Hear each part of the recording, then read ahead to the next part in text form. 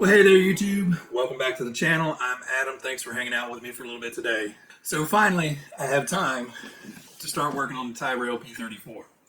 And for a change, I actually seem to have everything I need. I've got the kit. I've got the paint for the body. I've got the TS26 for the top and the TS15 for the bottom. Have a speed control. And this one, I'm actually using this Radio Link CL9030.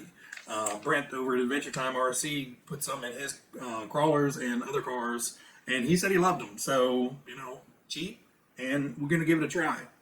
If I don't like it, I can throw a 1060 in there, but, Brent said it was good, so I'm trusting him. I got the regular Spectrum receiver to bind to my radio. Have a low-profile, high-speed servo. GP from Amazon. So far, the one I have seems to be working okay, so I think this will work. You don't need a high-speed servo or anything in here. A regular servo would probably do just fine. It just, I figured I want a little bit quicker steering in this, especially since it's a hard body. I definitely want to avoid a curve at the last second if I can. Essentially, this is going to be the build video, and I will get all the way to the end to where it's a finished car, and then the run video will happen later on. It's just still too miserably hot to go stand out in the middle of a parking lot to drive this thing. So I'm going to get to the build in just a moment. For you guys that like listening to me ramble on about stuff, stay here. For you guys that don't, here's a little timestamp. You can jump ahead to the build montage and then the rest of the video. All right, you guys enjoy listening to me ramble and stuff, which, you guys deserve a medal because I can ramble on like with the best of them. And sometimes it's stammering and stuttering and sputtering the whole time, so kudos to you guys. Anyway, I bought this kit, the last time these came out, it fell into a time where I just really wasn't into the hobby. Life and other things were going on, and I just didn't, wasn't into it. But this time around, I was like, I really want to get that car. So I pre-ordered this a long time ago, which, that's a whole different gripe of mine. I feel that Tamiya shouldn't allow pre-orders of a car 6 months in advance. They should never allow pre-orders of a car 6 months in advance. It happened. It is what it is. Whatever. But, I'm happy I got mine. I know some people didn't, and, they're probably better at both the hobby shops that they pre-ordered from and Tamiya for, screwing that up. Anyway, the thing I'm annoyed with, and it's technically a minor annoyance because I'm hoping I don't need this, but I went online to see if I could get extra tires and potentially extra wheels. I would love to have a nice showcase set of wheels and tires with the tire lettering on it and everything for display. For me, this is going to stay on display a lot of the time. But I do plan on going out and running it.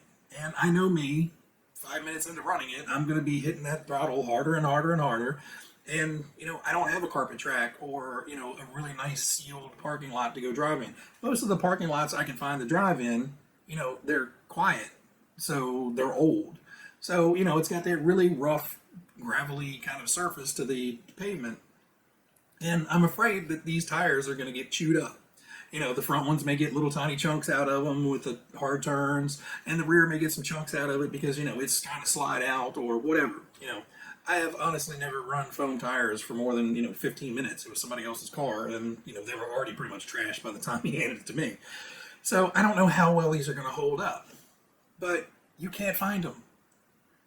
I can find the fronts on Amazon for not terrible prices. The rears are gone. Everybody's bought them. So obviously, they're probably going to get screwed up if everybody's buying them. And, you go to Tamiya, and every damn part for this car is, out of stock. Sorry, it's out of stock. Sorry. Why? You guys made a whole run of these cars. You didn't expect anybody to break something or need to replace something. That pisses me off. You buy a car, and, I'm sure I fall into the vast majority of people that are going to buy and build this car. You're going to buy it, you're going to build it, you're going to enjoy it for what it is, and you're probably going to set it on the shelf the majority of its life. But I am sure there's a lot of folks out there that are going to want to take it out and run it around and take chunks out of the tires and, actually go have fun with it. But good luck getting tires. And, you know, it's not like, oh, well, I can just go get some F1 tires. Maybe, I don't know. I don't know if the rears would fit. Certainly these fronts aren't going to. But it just, stuff like that gets under my nerves with companies like Tamiya. We're going to push out cars, we're going to push out cars, we're going to push out cars, and then totally screw everybody on, you know, support and parts. You know, I have to order, if I break something back here, 9 out of 10 times I have to go to eBay for somebody that's, you know, bought a kit and broke it down and is reselling it.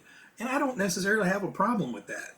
But I don't think Tamiya should be relying on, you know, third party, fourth party resellers to, you know, bust a kit apart and, you know, sell their parts on eBay so Tamiya doesn't have to.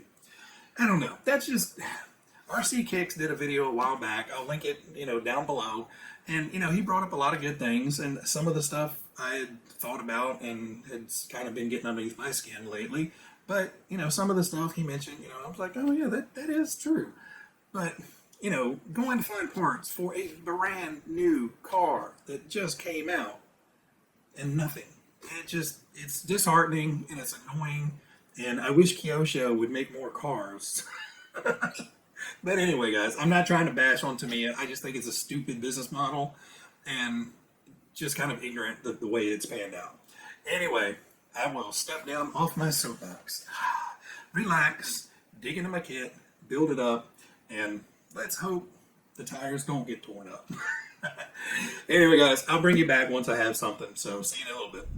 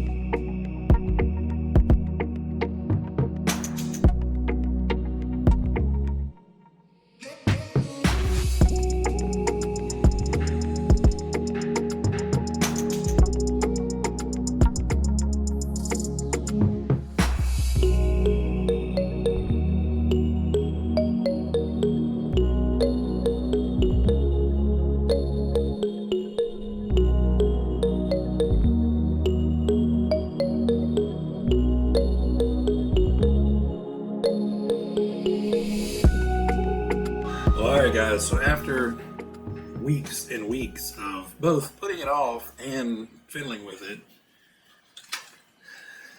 it's finally done. And now it looks like a car. So, my thoughts on the build. Chassis wise, enjoyed it. And it's a really cool little chassis to put together. You know, it's very unique. Not as fiddly as I thought it would be. You know, I still need to adjust the front end a little bit. The front tires are kind of kicked out, towed out just a tiny bit, or at least this one is. So I just need to tweak that front end a little bit. But for right now, I think it's good enough to take it out for a quick test run. Assembling it and finishing the body part, didn't enjoy that at all.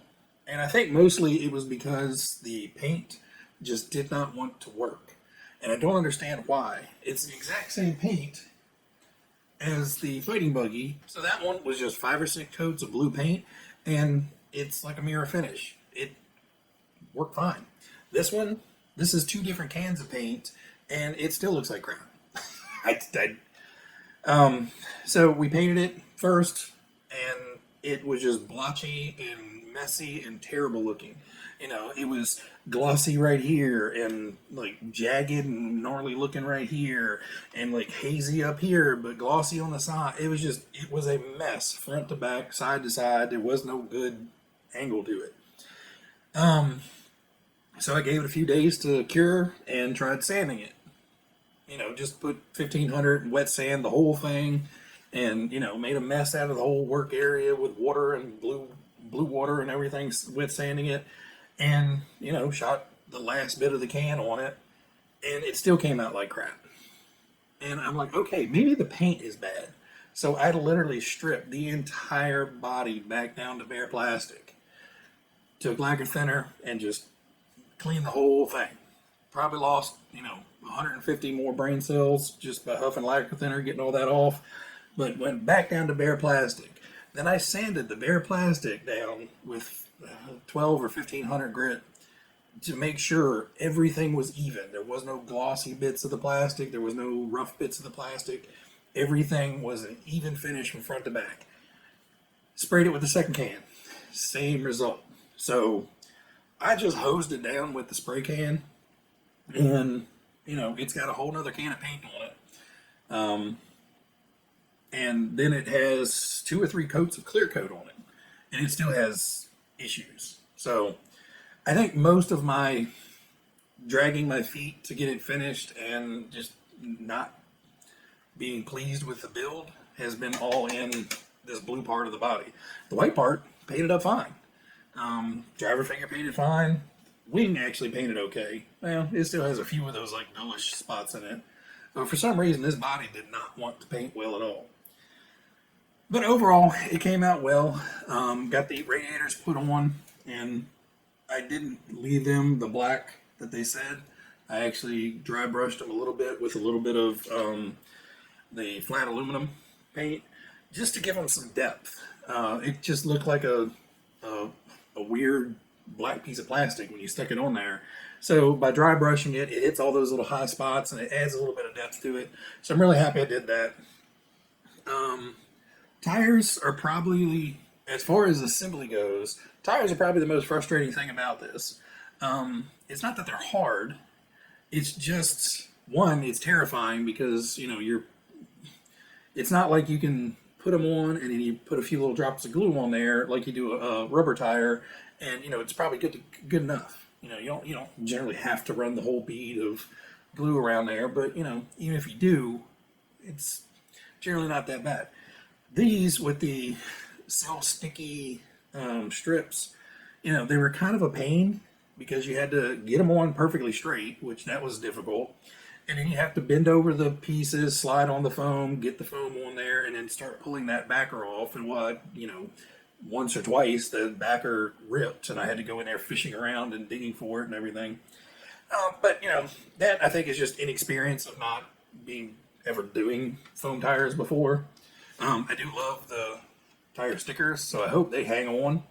And you know, it just makes it look really sick with those, you know, white lettering flying around.